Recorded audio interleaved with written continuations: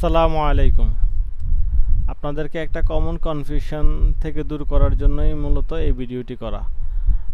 এখন সাধারণ মানুষজন মনে করে যে জিরো রিটার্ন মানে হলো সব কিছু জিরো, যে কোনো income zero, asset zero, liability zero, সব কিছু জিরো দিয়ে আমি একটা রিটার্ন জমা দিয়ে দেব এবং সেটা কোনো না কোনো কাজে লাগাবো, যেখানে ম্যান্ডেটরি করা আছে ট্যাক্স রিটার্ন জমা দিতে হবে। কিন্তু না, আসলে এই জিরো রিটার্ন বলতে কি বোঝাচ্ছে সেটা আমি আজকে একটু বিস্তারিত বলবো আপনাকে। প্রথমে আপনি বলে যে টিন থাকা বাধ্যতামূলক, কারণ টিন মানে হলো ট্যাক্স আইডেন্টিফিকেশন নাম্বার। তো এই ট্যাক্স রিটার্ন জমা দিতে গেলে টিন ছাড়া ট্যাক্স রিটার্ন জমা দেওয়া যায় না। তাহলে প্রথমে একটা টিন খুলে নিতে হবে। তার পরবর্তীতে আগে কিছু আরও 3-4 বছর আগে টিন থাকলেই যে ট্যাক্স রিটার্ন জমা দিতে হবে এমন বাধ্যতামূলক ছিল না, কিন্তু পরবর্তীতে এটাকে ম্যান্ডেটরি করা হয়েছে যে টিন থাকলেই রিটার্ন জমা দিতে হবে, ইনকাম থাকুক অথবা না থাকুক। আরও একটু বেসিক আইডিয়া দেই যে এটা হলো ইনকাম ইয়ার। ইনকাম ইয়ারটা হলো আমি যেই পিরিয়ডের উপর বেসিস করে ট্যাক্স কম্পিউটেশন হবে বা ট্যাক্স ক্যালকুলেশন হবে সেই পিরিয়ডটাকে বলা হয় ইনকাম ইয়ার। তো এখন বর্তমানে ইনকাম ইয়ার হলো 2024-25, মানে জুলাই 1, 2024 থেকে জুন 30, 2025।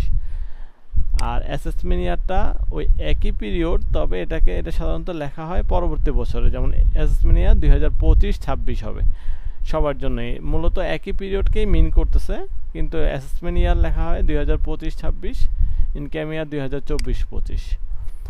আর ট্যাক্সেবল ইনকাম কি?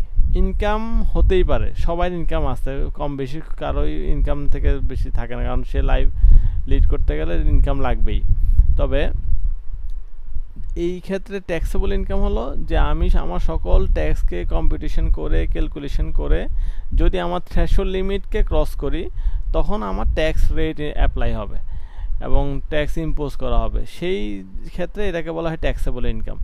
যেমন আমাদের সাধারণত নর্মালি যেটা হয় 3.5 লাখ টাকার উপরে গেলেই ট্যাক্স অ্যাপ্লাই হয়। তো এই যদি আপনার ইনকাম 3.5 লাখ টাকার নিচে হয় সেটাকেই বলা হয় জিরো রিটার্ন।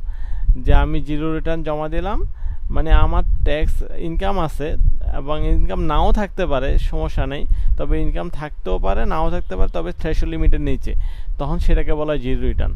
কিন্তু আমরা যেটা মনে করি জিরো রিটার্ন মানে সব কিছু জিরো, সব জায়গায় ব্ল্যাঙ্ক দিয়ে আমি একটা রিটার্ন জমা দিয়ে দেবো, এটা কিন্তু একদমই ভুল আইডিয়া।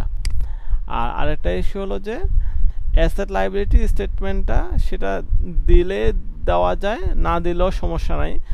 তবে যদি আমার ওভারঅল সম্পদ যদি 50 লাখ টাকার উপরে ক্রস করে তাহলে আমার এটা ম্যান্ডেটরি।